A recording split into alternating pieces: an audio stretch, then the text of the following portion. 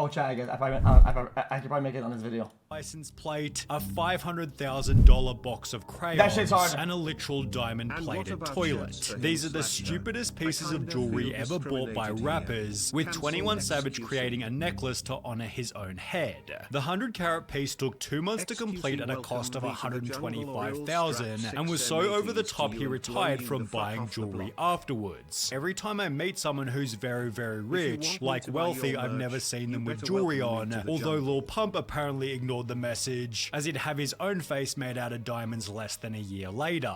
At a cost of $360,000, Lil Pump's chain received comments such as, "Imagine the pain knowing the colossal waste of money this was, only made worse given others thought it didn't even."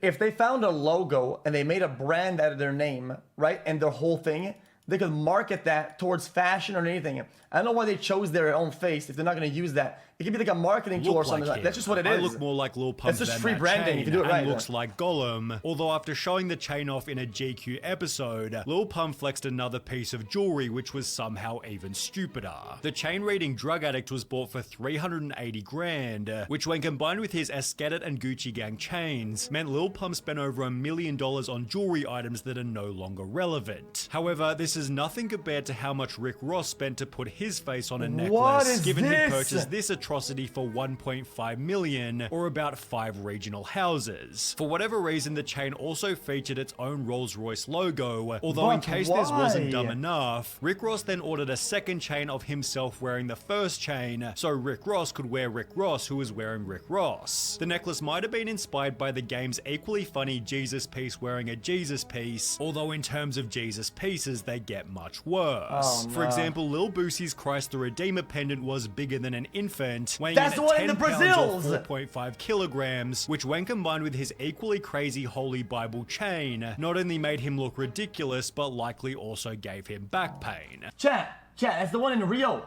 Is it not? 10 pounds or 4 not only made him look ridiculous, but likely also gave him back pain. It's therefore no surprise that after Boosie flexed the chains on Instagram, his audience stated, "Bible says don't worship false idols, this guy gets a Holy Bible gold chain, SMH this generation man, and this is whack on so many levels. Please hire a financial advisor today." Boosie claimed to have bought the chains because God had given him everything, although in terms of God honoring jewelry, Boosie's was only the start. Because at the 2010 BET Awards, Kanye West unexpectedly walked out with the biggest chain ever worn by a musician, honoring the Egyptian god Horus, which hung lower than his waist. The chain accompanied an equally crazy 24-carat 5-finger pyramid ring, with the 2 items costing a total of $300,000. Complex wrote about the piece in 2016, stating, "This shit is dumb, this chain is stupid, like 2 + 2 = 7, yet Lil Baby apparently thought this equation was normal, as he dropped thousands of dollars on a Rolex and iced out chain for his son's 3rd birthday. This was followed by a further $100,000 worth of jewelry for his 7th birthday, which understandably attracted criticism. Instead of buying his son assets at a young age, he buys him liabilities. Great parenting. What does a 7-year-old need jewelry for? Let the kid grow up and play with toys. Rappers raising their kids to go broke. Too much resources at too early of an age spoils the milk, given Lil Baby's son's next chain might have been a $500,000 box of crayons. Sean Kingston bought the piece at the age of 17 and had to have his sister mail it across the country when the necklace needed repairs. However, Sean Kingston's $500,000 chain was stolen from the mail. The authorities were alerted about the missing bling when the ship package arrived at the jeweler's shop empty. Kingston's sister reportedly only insured the extravagant parcel for just $500, yet this might have been a good thing. The ugliest necklace ever. Whoever took it did the guy a favor, but this isn't the only ugly necklace that wound up getting stolen. After dropping $1 million on a chain reading Ice Age, Mike Jones went to bed and woke up to the piece missing. I was sleeping in my house one day and I woke up and my homie stole it from me, you feel me? Really? Yeah. And while you could argue that the chain wasn't ugly, his negligence made the story pretty damn stupid. $1 million worth of jewelry around his neck, and he fell asleep without first locking it into a safe. Genius, although there's nothing less genius than Ply's entire jewelry collection. Not entirely a good comment. Like, if you live with your friends, you expect people not to do that. I mean, make conclusions about people who rot. Guys, I don't know what it is, Chad. Lately, people make a lot of conclusions. The people who are like victim of things, and not people who do the wrong things. I'm just gonna tell. Nah, it's been happening a lot. Like people saying like, ha ha ha, Aiden got scammed, ha, Aiden got robbed, what a fucking moron, fuck Aiden. Like, dude, what about the people who are fucking scamming? That's just so shitty.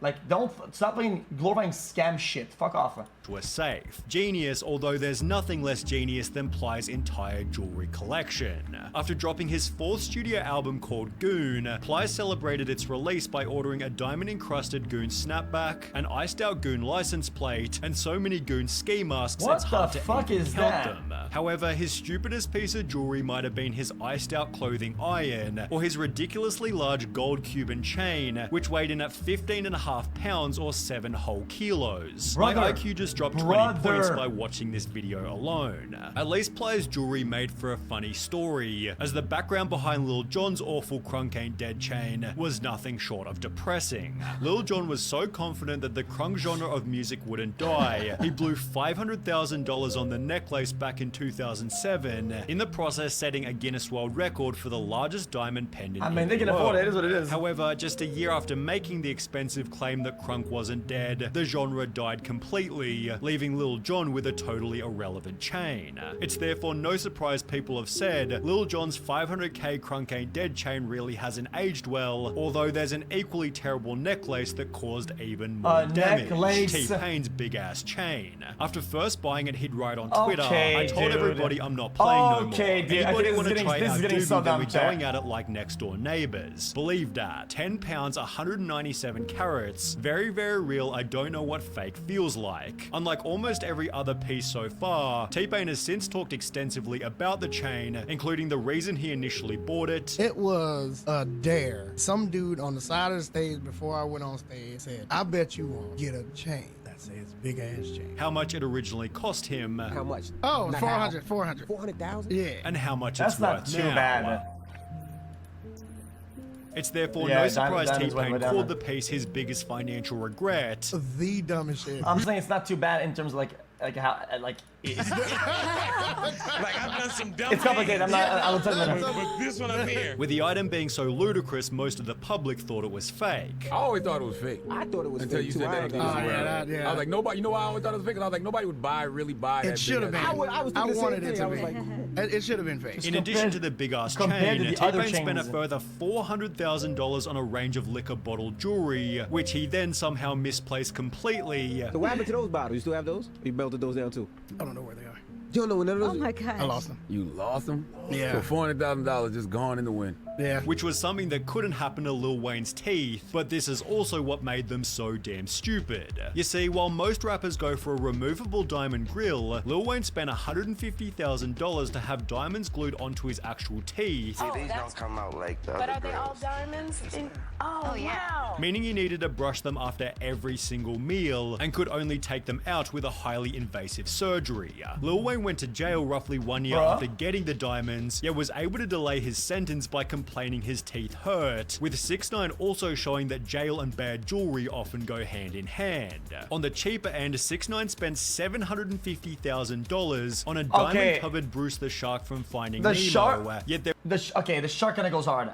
Guys, I had to say, if it was smaller, right?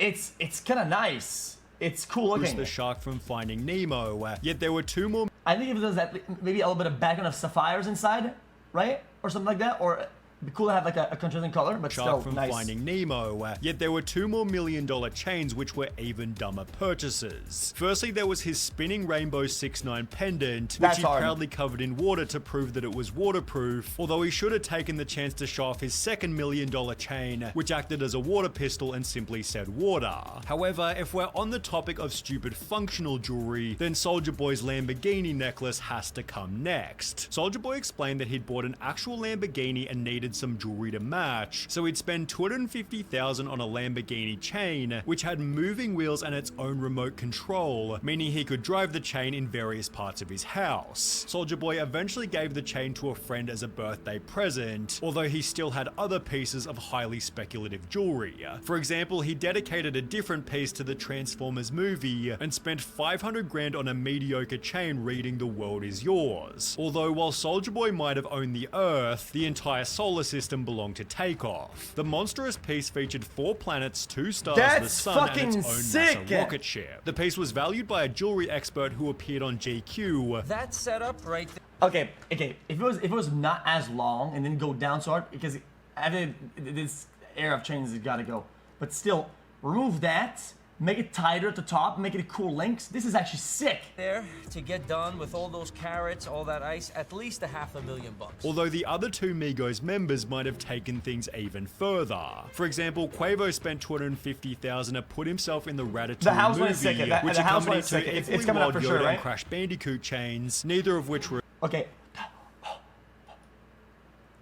these are hard, both. Yoda and Crash but Bandicoot then, chains, neither of which were as crazy this is hard. This is hard. as Offset's most viral piece, a diamond-encrusted trap house. This is $250 a quarter. It's heavy too. It's more than a kilo. The chain was hailed as being, quote, ridiculously detailed, complete with graffiti, an oven, and 2 figurines of Offset, both of them armed, although the trap house wasn't nearly as gangster as Shorty Lowe's crack vial on a necklace, or Method Man's ice pick chain, which he couldn't get past TSA security because they thought it could be used as a weapon. Ghostface's Versace medallion was somehow even more obnoxious, especially when combined with his solid gold eagle bracelet, although for Young Jock's Hustlenomics chain, there are simply no words to explain how bad it is. Rather, we might have to look at the jewelry owned by Lil Duval, whose entire collection is designed to mock these other rappers. For example, he showed up to a birthday bash wearing a plastic fake-ass chain before trolling every other rapper with a diamond-encrusted toilet. He'd then post an image of rapper chains to his Instagram with a caption reading, "My toilet chain almost 10 years old, and I'm still shitting on all of you." Although if there's one man who could out-troll the troll, it's gotta be Flavor Flav, whose oversized diamond-covered clocks are so damn stupid, it makes him an extremely memorable artist. well, that's Giving sick, off a though. similar vibe is Slick Rick's atrocious satellite dish-looking Rolex, which was shown on GQ with the rest What of the his fuck is chains, all this? of which were bought because of their crazy size. I love how he keeps trying to put meaning behind the reasons he bought his jewelry, but it really was just because it was the biggest thing in the store. But if Riff Raff Shark Teeth Grill has taught us anything, it's that rappers buy these terrible pieces of jewelry so they can stand out from the crowd. And whether that be DJ Mustard's mustard bottle, Waka Flocka's Foghorn Leghorn Rooster, or Just Blaze's PS3 controller, it's safe to say that these rappers have achieved exactly that. I mean, shit, they can afford it. They can do whatever. It is what it is.